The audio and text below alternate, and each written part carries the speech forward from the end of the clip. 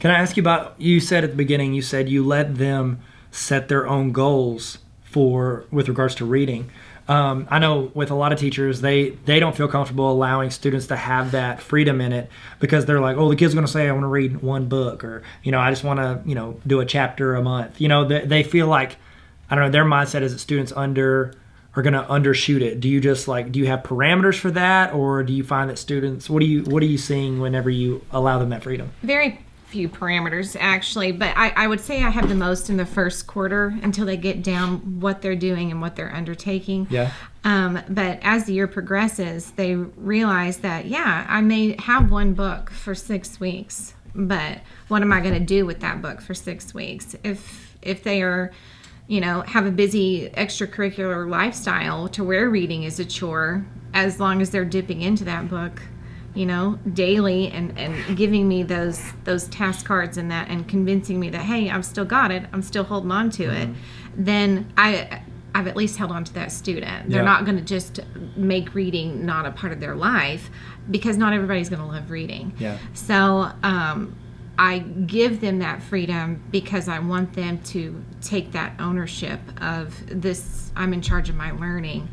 And once you give them that, most of the time, more times than not, the kids are going to continuously have greater goals as the year continues, because they set it, they met it, they got rewarded, not by a party or, something extrinsically, but they're like, I got it because I did it. Yeah. I set out to do it and I did it. It's like they have more ownership because they pick those goals, they reach those goals, and cool. With each quarter I give them more freedom. Hey, you did jump through all the hoops that you set for yourself.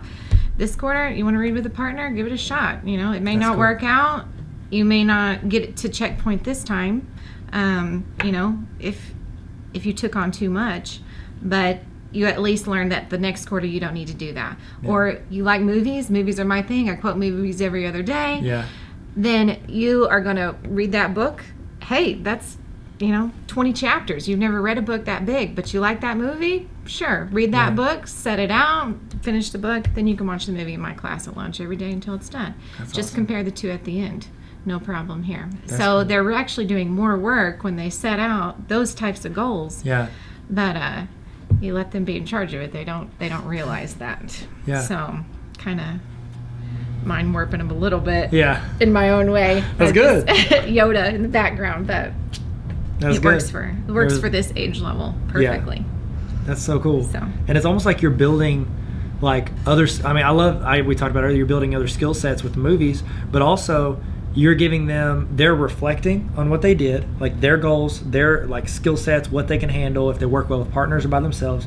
You're giving them they're getting some self-reflection. Like they can see their skill sets. How does this work for me? Because I find that, you guys we're talking middle level, but as students get into high school and especially college where they don't have their parents, it's like a lot of people, we say it all the time, they don't know how to study. Yeah. Because they don't know where they're successful. They don't know if they read better or if they work with a partner or if they need to be, more focused or and most what. importantly, they don't know how to prioritize. Yes. And when you let them help, when you give them that freedom to create the goals, it gives them a purpose. That they pull out the school calendar, they tell them how much they practice at this sport and do this, so they know, well, I'm really only going to have Wednesdays and Fridays to actually dig into a good book, so I'm not going to have 30 chapters to read this. It's not an attainable goal. Yeah. So I'm just teaching them to differentiate between small goals and big goals, and realizing that both have to happen to get the end result that you're wanting. Yeah. That's a big eye-opener for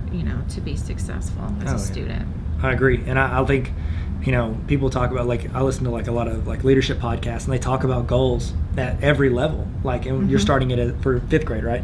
You're starting at fifth grader, they're setting short-term goals, long-term goals, and they're creating them, they're assessing them, they're reflecting, and then they're building new goals. I think that's incredible, a great habit to get students into, and it's something they can carry into anything. Yeah. So I love transferable skills, and it sounds like every single one of your kids will be successful because of what you've done. Every single one of them. There's not one kid that's not going to be successful. That's your guarantee, right? It's a guarantee. That's the Jenna guarantee.